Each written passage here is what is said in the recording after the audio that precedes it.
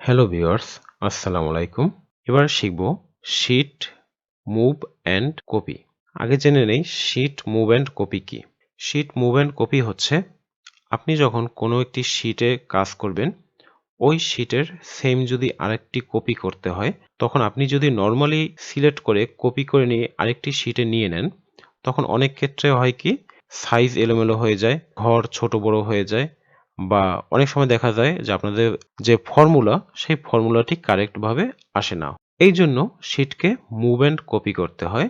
এর মাধ্যমে আপনি যদি মুভ অ্যান্ড কপি করেন তাহলে হচ্ছে একুরেটভাবে আপনার আগে যেরকম ছিল ডিজাইন ঠিক একইভাবে আরেকটি কপি তৈরি হবে। তা আমরা দেখে নেই এটি কিভাবে করতে হবে। প্রথমে আমরা এখানে টেস্ট লিখে নিচ্ছি, টেস্ট অন, বোঝার সুবিধার্থে।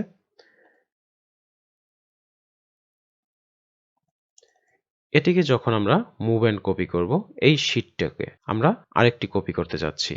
Sheet, move and copy. এখানে মাউসে রাইট ক্লিক করব, করার পরে দেখতে পাবেন এখানে মুভ অ্যান্ড কপি রয়েছে। মুভ অ্যান্ড কপিতে যখন ক্লিক করবেন এরকম একটি উইন্ডো চলে আসবে। তখন এখানে আপনার নিচের দিকে যতগুলো ওয়ার্কশিট রয়েছে সব নাম এখানে শো করবে।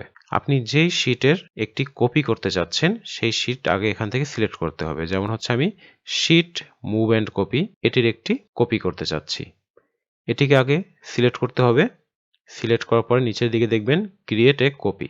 এখানে টিক মার্ক দিতে হবে। যদি টিক মার্ক না দিন তাহলে হচ্ছে এটি কোনো কপি হবে না। আমি যেহেতু কপি করতে চাচ্ছি, ক্রিয়েট এ কপিতে এখানে টিক দিব। দেওয়ার পরে যখন ওকেতে দিব তখন সাথে সাথে দেখবেন নিচে আরেকটি কপি হয়ে গিয়েছে।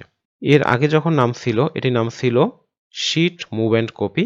পরবর্তীতে আরেকটি কপি হয়ে যেটি এসেছে তার নাম হলো sheet, move and copy bracketed 2। এই একই নিয়মে আপনারা শিট, মুভ অ্যান্ড কপি করতে পারবেন অথবা কোনো শিটের একুরেটভাবে আরেকটি কপি করতে পারবেন।